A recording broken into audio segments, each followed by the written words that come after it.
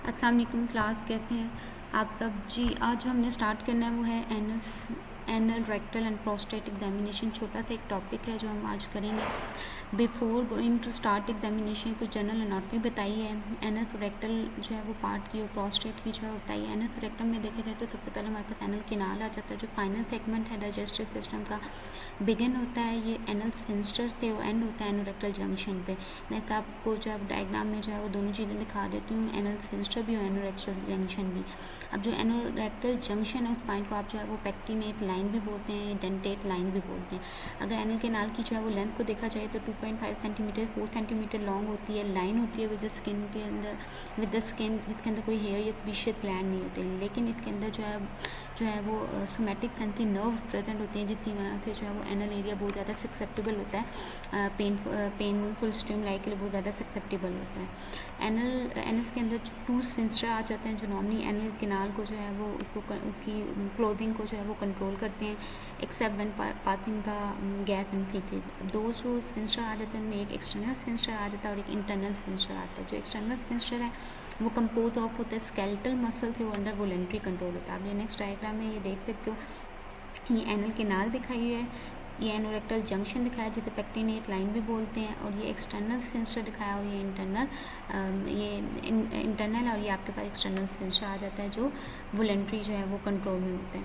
अब नेक्स्ट हम बात करें इंटरनल सेंसर की, तो वो कंपोज होता है स्मूथ मसल से, जबकि एक्सटर्नल हमने बात की थी वो जो है वो स्केलेटल मसल पे जो है वो कंपोज ऑफ होता है। ये जो है वो अंडर इनवोलेंट्री कंट्रोल होता है बाय ऑटोनॉमिक नर्वस सिस्टम में।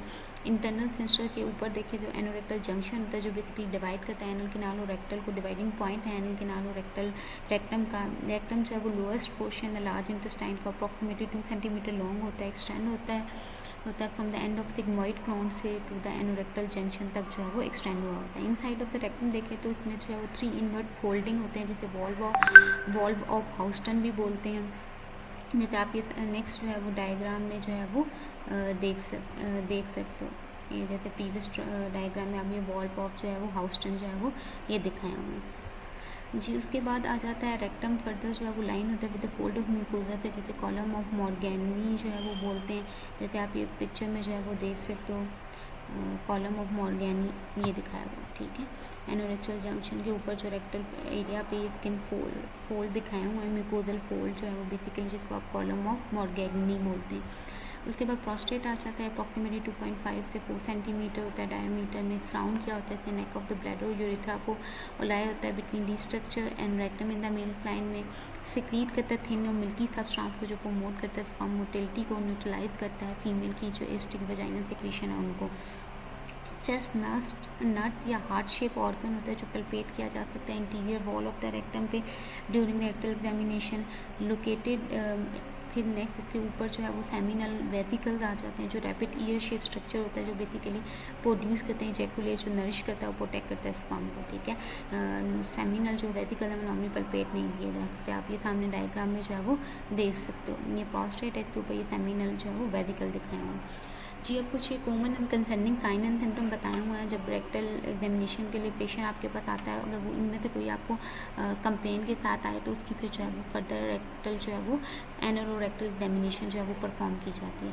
अभी आपके पास्ट पेपर में क्वेश्चन भी आया तो उसको अच्छे से आपने देख लेना है कि फर्स्ट अगर वो आपके पास आया है जो है चेंज इन बाउल हैबिट्स के साथ आया है, जैसे डायरिया कॉन्स्टिपेशन, तब कंप्लेन का है कि स्टूल में ब्लड आ रहा है, उसको पेन है ड्यूरिंग डेफिकेशन के दौरान उसको पेन हो रही है, स्टूल पास करने के दौरान रेक्टल ब्लीडिंग या टेंडरनेस की कंप्लेन पेशेंट अगर आपको कर रहा है, एनल वॉट्स या फिशर प्रेजेंट जिसमें कट लगा हुआ है एनल एरिया पे, वीक यूरिनरी स्ट्रीम है, बर्निंग है, अगर यूरिन जो है वो बर्निंग के साथ आ रहा है या यूरिन में जो है वो ब्लड प्रेजेंट, तो इन फॉलोइंग सिम्टम के साथ अगर पेशेंट आपके पास कंप्लेन के साथ आता है तो फिर आप उसकी फर्दर जो है वो एग्जामिनेशन परफॉर्म करते हो। नेक्स्ट आ जाता है कि आप प्रिपेयर कैसे करते हो पेशेंट अगर आपके पास आ जाता है एग्जामिनेशन के लिए। सबसे पहले पोजीशन आ जाता है, क्योंकि जब आपने पेशेंट करना है तो इसमें सबसे पहले तो आप पेशेंट को इन्फॉर्म करते हो कि आप उसके साथ क्या क्या करने जा रहे हो ताकि वो मेंटली प्रिपेयर हो। फिर पेशेंट थोड़ा एंशियस होता है तो उस लिहाज से आप उसकी एंजाइटी कम करते हो। फिर जो है वो आपने उसकी प्रॉपर पोजीशन बनवानी होती है। नॉर्मली फीमेल में जो है वो लिथॉटमी पोजीशन में जो है वो एनोरेक्टल एग्जामिनेशन कर ली जाती है आफ्टर वजाइनल एग्जामिनेशन, जबकि मेल में जो है वो लेफ्ट लेटरल पोजीशन जो है मोस्ट फ्रीक्वेंटली यूज़ की जाती है। इवन स्टैंडिंग पोजीशन भी जो है वो मेल में यूज़ की जा सकती है। कुछ जो है वो अब ये डिपेंड करता है कि पेशेंट की कंफर्टेबल लेवल को आप देख के उसके अकॉर्डिंग जो है वो फिर आप कर लेते हो, ठीक है। तो कुछ में वो खड़े होके जो है वो परफॉर्म कर लेते हैं, और कुछ में जो है वो फिर लेफ्ट लेटरल पोजीशन जो है वो यूज़ की जाती है। पोजीशन जो लेफ्ट लेटरल पोजीशन है ये अलाउ करती है एडुकेट इंस्पेक्शन को, palpation of anus and rectum and prostate की, और मोर कंफर्टेबल होती है क्लाइंट के लिए। इसमें जो क्लाइंट की टॉर्थ और लेग है उसको ड्रैप कर दिया जाता है ड्यूरिंग द एडमिशन, ताकि पेशेंट जो है वो मतलब थोड़ा ईजी फील करे, जो उसको उसकी प्राइवेसी जो है वो डिस्टर्ब है ना हो। हेल्प की जाती है क्लाइंट को पोजीशन में ड्यूरिंग लेफ्ट लेटरल पोजीशन में। पेशेंट को कहा जाता है कि आप जो है वो बेड पे लेट जो लेफ्ट साइड पे, और बटक्स को एज क्लोज एज कर लो edge of the examination table पे जितना पॉसिबल हो सके, और अपने राइट नी को जो है वो बेंड कर लें, ताकि जो है वो फिर फर्दर एग्जामिनेशन स्टार्ट करवाई जा सके। इक्विपमेंट की अगर बात की जाए तो इसमें आपको एक ग्लव्स चाहिए होता है, वाटर सोल्यूबल जो है वो लुब्रिकेंट चाहिए होता है एग्जामिनेशन में। ये आपको कुछ पोजीशन दिखाई हैं जो मतलब पोजीशन है एनोरेक्टल एग्जामिनेशन की, जिसमें एक स्टैंडिंग आ जाती है, नी चेस्ट आ जाती है, लेफ्ट लेटरल आ जाती है, लेथॉटमी जो फीमेल में यूज़ किया था, स्केटिंग जो है वो आ जाती है पोजीशन। जी अब आ जाता है एनोरेक्टल एग्जामिनेशन की। अब इसमें सबसे पहले आप इंस्पेक्शन करते हो प्रीनियल एरिया, प्री जो है वो पेरी एनल एरिया की जो है वो आप इंस्पेक्शन करते हो, जिससे आपने स्प्रेड करना है क्लाइंट की बटक्स को, एनल इंस्पेक्ट करना है, एनल ओपनिंग को, उसकी साउंडिंग एरिया को, वहाँ कोई लंप तो नहीं प्रेजेंट, वहाँ कोई अल्सर तो नहीं प्रेजेंट, कोई लीजन, कोई रैशेज, कोई रेडनेस तो नहीं प्रेजेंट, कोई कट शट तो नहीं लगा, फिशर एंड या थिकनिंग तो नहीं हुई एपिथेलियम की। नॉर्मली क्या होता है कि एनल ओपनिंग जो है वो अपीयर होती है हेयरलेस, मॉइस्ट और टाइटली क्लोज्ड होती है। स्किन जो एनल ओपनिंग के अराउंड होती है वो मोर कोर्स होती है, डार्कली पिगमेंटेड होती है। जो सराउंडिंग जो है वो पेरी एनल एरिया होता है वो free of redness, lump, ulcer, lesion और रैशेज से होता है, लेकिन case of abnormality haemorrhoid present हो सकते हैं, वहाँ पे देखने को मिल सकते हैं। पेरी एनल एब्सेस प्रेजेंट हो सकती है, कोई जो है वो एनल फिशर प्रेजेंट हो सकता है, एनल एनोरेक्टल फिस्टुला प्रेजेंट हो सकता है। तो आप इन सारी चीज़ों को देख लेते हैं। अगर वहाँ पे कोई लीजन वगैरह प्रेजेंट है तो वो कोई सेक्सुअली ट्रांसमिटेड डिजीज़ को भी शो कर सकते हैं, कैंसर या हेमरॉइड को भी शो कर सकते हैं। अगर कोई पेनफुल मैथ आपको फील हो उस एरिया में जो हार्डन और रेड है तो पेरी एनल एब्सेस को शो करेगा। अगर कोई स्वॉलन स्किन टैग जो है वो वहाँ पे प्रेजेंट है एनल मार्जिन पे तो वो फिशर को शो करेगा एनल के नाल में। इसके अलावा अगर वहाँ पे कोई रेडनेस एक्सकोरिएशन हुई है तो वो मे बी स्क्रैचिंग की वजह से हो सकती है। अगर पेशेंट को कोई जो है वो फंगल या पिनवॉन्ग इन्फेक्शन हुआ उसकी वजह से। अगर एनोरेक्टल फिस्टुला प्रेजेंट है तो उस केस में स्मॉल ओपनिंग प्रेजेंट होगी स्किन में जिसने सराउंड किया होगा एनल ओपनिंग को। इसके अलावा अगर एपिथेलियम वहाँ पे थिक है तो वो सजेस्ट करती है कि रिपीटेड ट्रॉमा पेशेंट को हुआ है फ्रॉम एनल इंटर कोर्स से।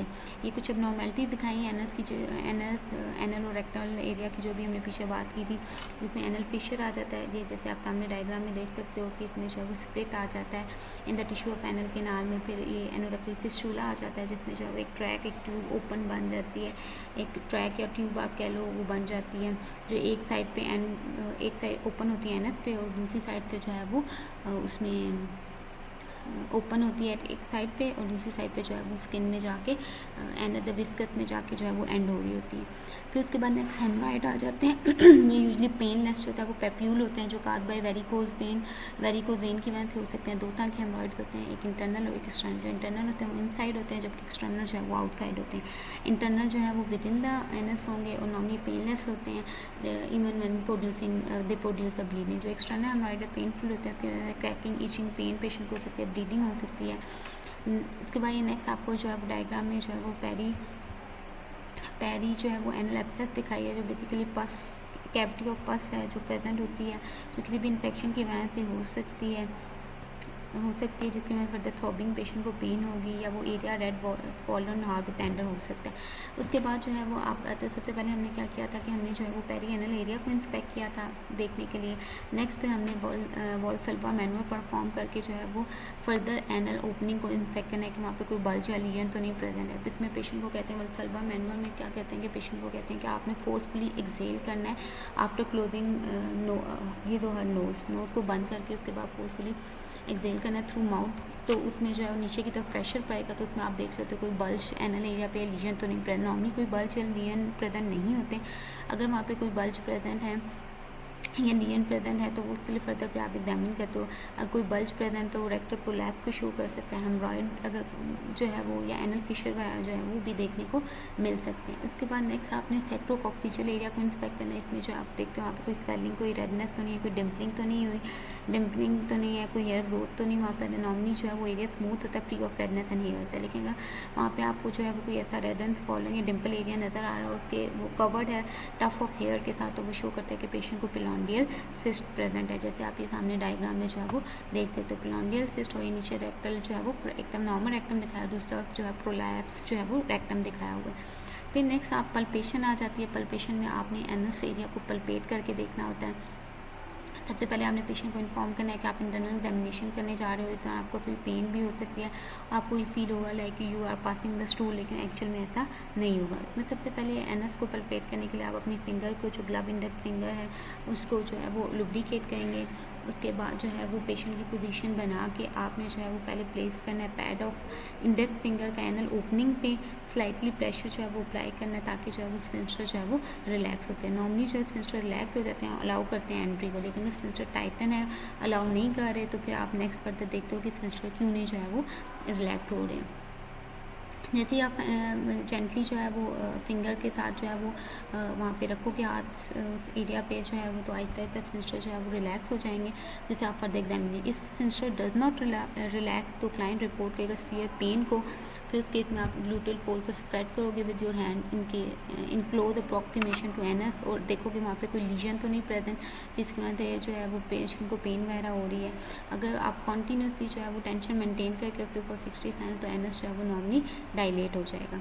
उसके बाद नेक्स्ट आपने पेशेंट से कहना है कि वो एक्सटर्नल स्फिंक्टर को टाइटन करे और फिर उसकी टोन जो है वो देंगे। नॉर्मली जो है वो पेशेंट जो है वो उसको टाइट कर सकता है, नॉर्मली क्लोज करता है स्फिंक्टर को around the glove index finger को, ग्लव फिंगर को।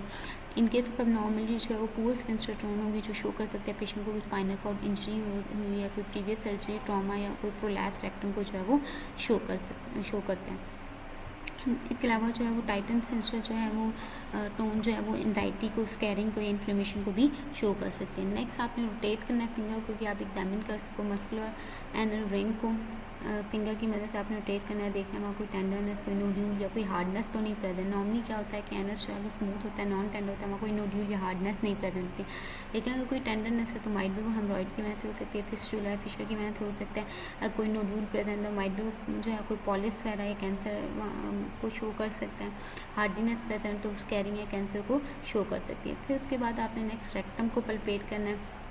जो फिंगर आपने अंदर इंसर्ट किया उसी से आपने फर्दर एज पॉसिबल जितना आप आगे मूव कर सकते हो आप उससे रेक्टल एरिया को जो है वो पल्पेट करके देखते हो। पहले आपने क्लॉकवाइज देन काउंटर क्लॉकवाइज, ठीक है। उससे जो है वो आपने रेक्टल सर्फेस को जो है वो फिर पल्पेट करना है, वहाँ देखना है कोई टेंडरनेस, कोई इरेगुलरिटी, कोई नोड्यूल या हार्डनेस तो नहीं। नॉर्मली जो है कुछ भी नहीं प्रेजेंट होता, रेक्टल में कोई सॉफ्ट होता है, स्मूथ होता है, non tender, free of nodule होता है। लेकिन अगर कोई हार्डनेस या इरेगुलरिटी प्रेजेंट है तो स्कैरिंग या कैंसर को शो कर सकती है, या जो है वो पॉलिप्स और कैंसर को भी शो कर सकती है अगर नोड्यूल प्रेजेंट है। ये नेक्स्ट आपको जो है वो रेक्टल पॉलिप्स दिखाएं और रेक्टल कैंसर दिखाएं, जो एग्जामिनेशन जो है वो फिर एग्जामिन करने वाले पर्सन को जो है वो फील होगा। नेक्स्ट फिर आ जाता है आपने पेरिटोनियल कैविटी को पल्पेट करना है। पेरिटोनियल कैविटी में जो है ये मेल्स में जो है वो पल्पेट की जाती है above the prostate gland in the area of seminal vesicle on the interior surface of the rectum में, जबकि फीमेल में जो है वो इंटीरियर रेक्टल सर्फेस एरिया से जो है वो पल्पेट की जाती है। वहाँ पे नॉर्मली जो है वो स्मूथ होती है, नॉन टेंडर होती है। लेकिन अगर वहाँ पे कोई पेरिटोनियल जो है वो प्रोट्रूजन है रेक्टम में, जिसे आप रेक्टल शेल्फ कहते हो, तो इंडिकेट करता है कैंसरस लीजन को या पेरिटोनियल मेटास्टेसिस को। जैसे कि आप ये पीछे पिक्चर में देखते हो तो रेक्टल शेल्फ दिखाई है जिसमें प्रोट्रूजन हुई है पेरिटोनियल एरिया की रेक्टम में। इसके अलावा अगर वहाँ पे कोई टेंडरनेस का प्रेजेंट है वो पेरिटोनियल इन्फ्लेमेशन को शो करता है। नेक्स्ट आ जाता है प्रोस्टेट ग्लैंड। मेल में जो है वो प्रोस्टेट को पल्पेट किया जाता है interior surface of the rectum पे जो है वो उसको पल्पेट किया जा सकता है by turning the hand fully counter clockwise, ताकि पैड ऑफ इंडेक्स फिंगर जो है वो फेस कर सके, pad of your index finger जो है वो फेस हो toward the client umbilicus. Client को जो है वो बताना है कि he may feel an urge to urinate but that he will not. Move करेंगे pad of your index finger को over the prostate gland, trying to feel करेंगे sulcus between the lateral lobe, उसमें फिर size, shape, consistency prostate gland की देखने में कोई nodule tenderness तो नहीं प्रेजेंट वो देखना। नॉर्मली जो है नॉन टेंडर और रबरी होता है प्रोस्टेट, वहाँ पे कोई जो है वो टेंडरनेस जो है वो प्रेजेंट नहीं होती, ठीक है। अगर जो है इनकेस ऑफ एबनॉर्मलिटी जो है वो स्वॉलन या टेंडर प्रोस्टेट हो सकता है, जो एक्यूट प्रोस्टाइटिस को जो है वो प्रोस्टेटाइटिस को शो करेगा। अगर इन लार्ज प्रोस्टेट हुआ हो, स्मूथ फॉर्म जो है और स्लाइटली जो है वो इलास्टिक प्रोस्टेट है, ठीक है, तो वो सजेस्ट करता है कि जो है वो बिनाइन प्रोस्टेटिक हाइपरट्रॉफी हो सकती है। अगर हार्ड एरिया प्रेजेंट है ऑन द प्रोस्टेट, तो वो या कोई इरेगुलर नोड्यूल प्रेजेंट है, तो वो जो है वो कैंसर को भी, प्रोस्टेट कैंसर को सजेस्ट करेगा। फिर नेक्स्ट लास्ट में सबसे लास्ट में जब आपने फिंगर बाहर जो है वो निकालनी है, तो फिर आप उसको फर्दर स्टूल को चेक कर लेते हो विड्रॉइंग योर ग्लव फिंगर। इसमें आप इंस्पेक्ट करते हो कोई फीकल कंटेंट, फीटल मैटर तो नहीं लगा हुआ ग्लव पे। अगर कुछ लगा है या कोई ब्लड वाया तो नहीं है, वो आप देख लेते हो। अगर है तो उसका कलर देख लेते हो, अगर फीसेज हैं तो उसको फर्दर टेस्ट कर लेते हो फॉर कोल्ड ब्लड के लिए। प्रोवाइड करोगे क्लाइंट को फिर with a towel to wipe the anorectal area. Normally stool जो है वो सेमी सॉलिड होता है, ब्राउन और फ्री ऑफ ब्लड होगा। लेकिन अगर ब्लैक स्टूल है तो अपर GI की ब्लीड को शो करेगा। ग्रे या टैन स्टूल है तो वो लैक ऑफ बाइल पिगमेंट को शो करेगा। अगर येलो स्टूल है तो वो जो है वो शो करेगा कि फैट कंटेंट जो है वो स्टूल में ज़्यादा आ रही है। इसी तरीके से जो है वो अगर ब्लड जो है वो डिटेक्ट हुआ स्टूल में, तो मे भी जो है वो कैंसर ऑफ रेक्टम या क्लोन को शो कर सकता है, जिसके लिए फर्दर एंडोस्कोपिक एग्जामिनेशन की जाती है क्लोन की। इसके साथ हमारी जो है वो एनोरेक्टल एग्जामिनेशन कंप्लीट होती है।